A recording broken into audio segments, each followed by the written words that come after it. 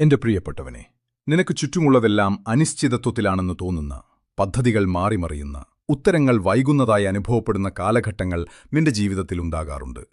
നിന്റെ കാൽക്കീഴിലെ മണ്ണ് പഴയതുപോലെ ഉറപ്പുള്ളതല്ലെന്ന് നിനക്ക് തോന്നിയേക്കാം.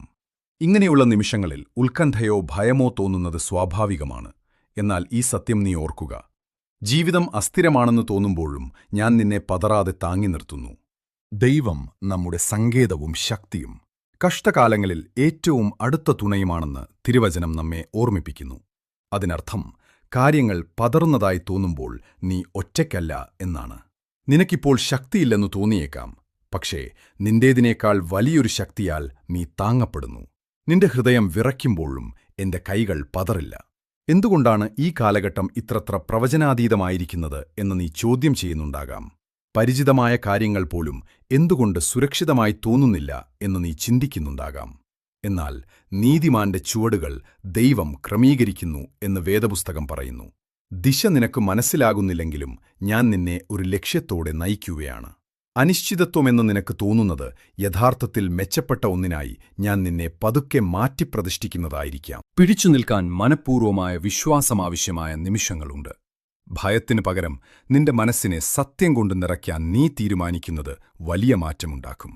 എന്റെ വാഗ്ദത്തങ്ങളെ ഓർമ്മിച്ചുകൊണ്ടും വിശ്വാസം നിറഞ്ഞ പ്രോത്സാഹനങ്ങളാൽ നീ ചുറ്റപ്പെട്ടുമിരിക്കുമ്പോൾ നിന്റെ ഹൃദയം കൂടുതൽ ഉറപ്പുള്ളതാകും. വിശ്വാസത്തിന് നിരന്തരം പോഷണം ലഭിക്കുന്നിടത്താണ് സമാധാനം വളരുന്നത്.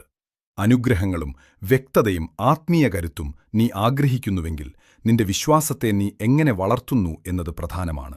എന്നിലേക്ക് നിന്നെ അടുപ്പിക്കുന്ന സന്ദേശങ്ങളുമായി ബന്ധം പുലർത്തുന്നതും എന്റെ വചനത്തിൽ ശ്രദ്ധ കേന്ദ്രീകരിക്കുന്നതും സാഹചര്യങ്ങൾ മാറുമ്പോഴും നിന്റെ ആത്മാവിനെ ഉറപ്പിച്ചു നിർത്താൻ സഹായിക്കും. ആത്മീയ പോഷണത്തിനായി ഈ കൂട്ടായ്മയിൽ ഒരുമിച്ച് നിൽക്കുന്നത് നിന്റെ വിശ്വാസം വേരൂന്നാനും നിന്റെ ഹൃദയത്തെ എന്റെ വാഗ്ദത്തങ്ങളോട് ചേർത്തുപിടിക്കാനും സഹായിക്കും.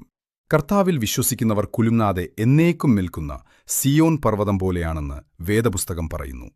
നീ എന്നിൽ വിശ്വസിക്കുന്നത് തുടരുമ്പോൾ നിനക്ക് ചുറ്റുമുള്ളവെല്ലാം ശാന്തമായില്ലെങ്കിലും നിന്റെ ഹൃദയത്തിലേക്ക് സമാധാനം തിരികെ വരുമെന്ന് നീ പ്രതീക്ഷിക്കുക.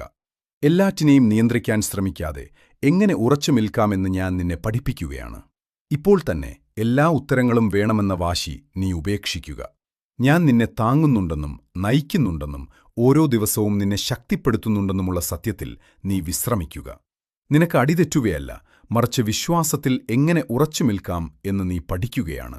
എന്നോടുള്ള ബന്ധത്തിൽ ഉറച്ചു നിൽക്കുക. നിന്റെ ഓരോ ചുവടുകളെയും ഞാൻ സുരക്ഷിതമാക്കുമെന്ന് വിശ്വസിക്കുക.